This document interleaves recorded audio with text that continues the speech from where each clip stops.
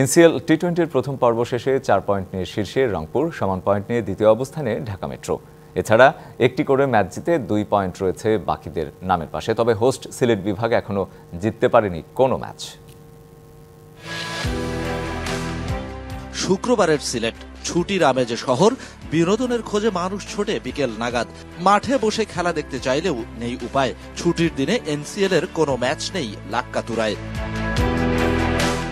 ঘরোয়া লিগে দর্শক হয় না খুব একটা, প্রচারণায় না থাকলেও টিকিট কিনে গ্যালারিতে বসেন কিছু দর্শক। যদিও এনসিএল এ 2 ম্যাচে স্বাগতিক দল সিলেট বিভাগ জয়শূন্য। Local boy pacer Khaled Ahmed বললেন, টি-20 মোমেন্টামের খোঁজে আছেন তারা। মোমেন্টামের খেলা, মোমেন্টামটা আমরা সবসময় ধরে রাখার চেষ্টা করবো। এটা নিয়ে সবাই কাজ করতেছে, কোচের সাথে কথা বলতেছে। কোচ রাজিম ভাই আছে, তারেক ভাই আছে। আমরা বোলিং এ কিভাবে ডিপার্টমেন্টে কিভাবে উন্নত করতে পারি ওনার সাথে কথা হইতেছে আর কি। এগুলো মাঠের অলরাউন্ডার আমি, আর ঘরের allrounder Taylox. Taylox toilet cleaner, clean মানেই টাইলক্স। এনসিএল এর বাইরে এসে খালেদ ডুব দিলেন স্বপ্নের টাইগার ব্রিগেডে। বললেন, কম্বিনেশনের জন্য বাদ পড়েছেন ওয়েস্ট ইন্ডিজ সফর থেকে। দলে থাকলে চেষ্টা করেন বল হাতে শতভাগ দিতে। বাংলাদেশে অনেক পেস বোলার, সবাই ভালো পেস বোলার। আমি যেখানে সুযোগ পাবো আমার চেষ্টা থাকবে, যেহেতু আমাদের ডোমেস্টিক ছিল সব থেকে বড় আসরে, ফিল হইতেছে যে না আমিও ন্যাশনাল টিমের মতোই আছি। ন্যাশনাল টিমের এখানে যে খেলাগুলো হচ্ছে। 2023 বিশ্বকাপের পর টাইগারদের বোলিং কোচের দায়িত্ব ছাড়েন অ্যালান ডোনাল্ড। তবুও এই কোচ এখনো যোগাযোগ রাখেন খালেদদের সাথে।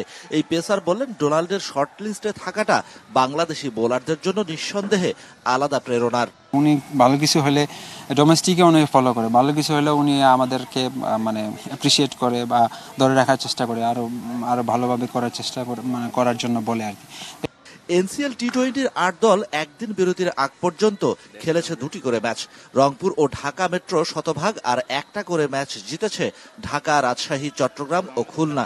স্বাগতিক সিলেট রয়েছে প্রথম জয়ের অপেক্ষায়। প্রায় 7 লাখ জনসংখ্যার নগরী সিলেট, সেখান থেকে যদি 50,000 মানুষও ক্রিকেট পছন্দ করে, নিঃসন্দেহে শুক্রবারের ছুটির দিনে গ্যালারি ভরে যেত। তবে এনসিএল এর কোনো ম্যাচ শুক্রবারে রাখা হয়নি, অর্থাৎ ছুটির দিনে কোনো ম্যাচ নেই। Shahan Papon, DBC news, Sylhet.